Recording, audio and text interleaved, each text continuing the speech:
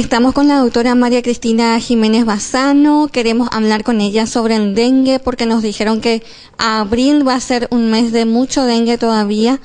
No tenemos que bajar la guardia. ¿Es así, doctora? Sí, tenemos que estar siempre atentos, sobre todo con las medidas higiénico-dietéticas, ¿verdad? O sea, en el sentido de cuidarse de las medidas de higiene, de limpieza, de no dejar que el agua se acumule y una vez que, si uno tiene los síntomas, hacer la dieta que significa hidratarse bien, comer liviano y consultar periódicamente, ¿verdad? Porque a veces consultamos una vez y en el análisis sale el test de antigenemia positivo o negativo, ¿verdad? Entonces, al salir negativo ya dejamos de acudir al médico y ahí ocurre en la fase crítica de la enfermedad al 5.º día y llega el paciente y ya no hay nada que hacer, ¿verdad?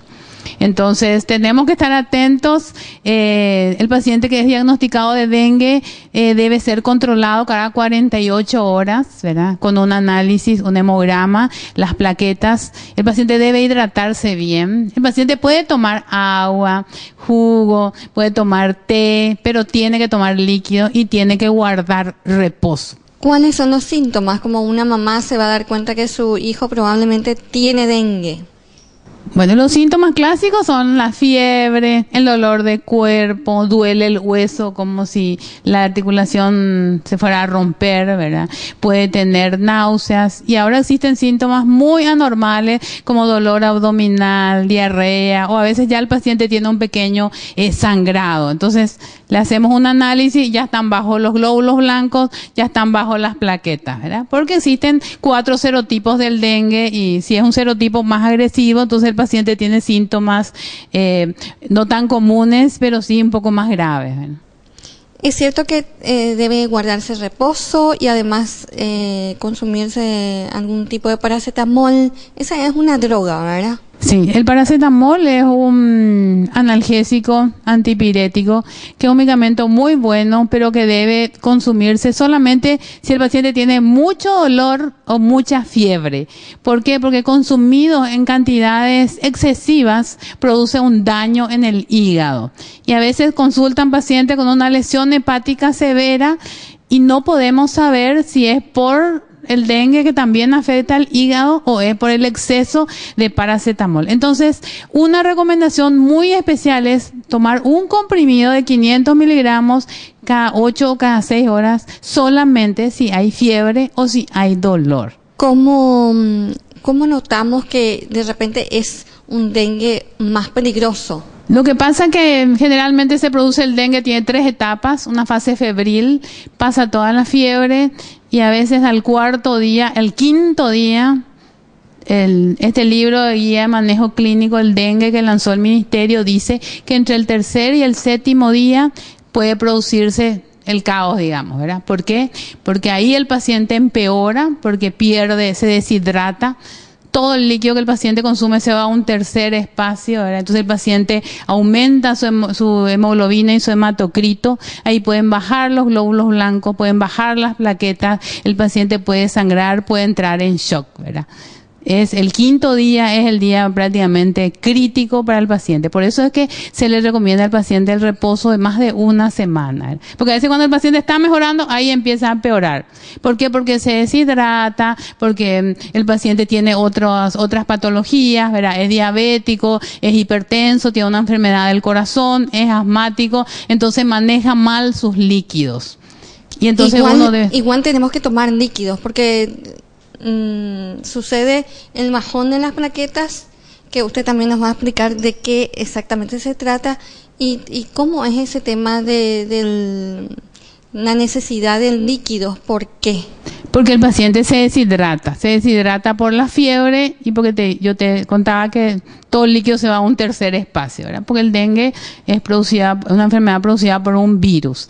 y si es una variedad muy agresiva, entonces ataca todos los sistemas del organismo. Entonces, el paciente debe tomar líquido, aunque no tenga ganas, porque le duele todo el cuerpo, no tiene ganas de comer, no tiene ganas de tomar, entonces se pasa durmiendo, no toma líquido. Pero hay variedades también agresivas, que aunque uno tome líquido y todo, el paciente empeora, ¿verdad? Entonces, por eso que es muy importante individualizar el tratamiento y que la gente acuda al control, ¿verdad? ¿Qué significa exactamente el tema de las plaquetas cuando van bajando? ¿Qué significa eso? Las plaquetas son las que hacen que las plaquetas son las que evitan el sangrado, digamos, ¿verdad? El número normal de las plaquetas es de 150 a 300.000. Cuando bajan las plaquetas por debajo de 50.000, uno ya debe controlar, ¿verdad? Porque son las que favorecen los sangrados. Y como el dengue tiene mucho componente inmunológico, entonces las plaquetas bajan por ese componente inmunológico. Y es grave cuando baja mucho, 5 a 10.000, puede producir una hemorragia pulmonar, una hemorragia cerebral y ser la causante de la muerte. O a veces causa hemorragias masivas. Por eso muchos pacientes con dengue grave están en terapia y reciben transfusión de plaquetas. ¿Quiénes son las personas más que están en mayor riesgo? Sabemos que las embarazadas, las personas mayores, ¿quiénes más? Los hipertensos, los cardiópatas, los que tengan otra enfermedad agregada, ¿verdad? ¿Por qué? Porque a esos pacientes, a veces si tienen una insuficiencia cardíaca, uno no le puede dar mucho líquido, ¿verdad? Entonces a veces o se queda corto o se sobrepasa. Entonces, ahí lo que hay que administrar, manejar muy bien los líquidos en esos pacientes, ¿verdad? Porque aparte de su enfermedad de base, tienen esta enfermedad y entonces son dos patologías que están compitiendo ahí una con otra. Hay varios serotipos. Esos, al tener, por ejemplo, en dengue 1, en dengue 2, ¿uno queda inmunizado contra ese dengue? Sí, si uno tuvo un dengue con el serotipo 1, ya queda inmunizado de por vida para ese serotipo y parcialmente contra los otros serotipos por un tiempo, ¿verdad? Pero el hecho de que uno haya tenido un serotipo no nos libra que podamos tener el 2, el 3 o el 4. De nuevo. De nuevo. Doctora, y por último, las personas que ya tuvieron dengue, en esa etapa de recuperación, ¿cómo deben manejarse? ¿Cómo deben cuidarse?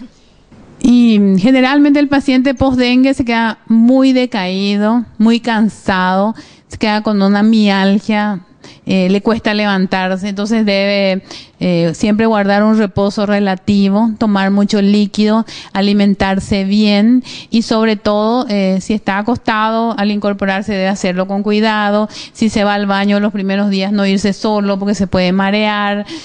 ¿Por qué? Porque está en fase de convalescencia, eso a veces dura hasta 4, 6 a 8 semanas. Es natural eso, entonces debe alimentarse bien, consumir una buena cantidad de líquido y protegerse, ¿verdad? Y ahora vacunarse contra la influenza porque viene la época de la influenza. Gracias, doctora María Cristina Jiménez Bassano. Soy Mirta González para ABC TV.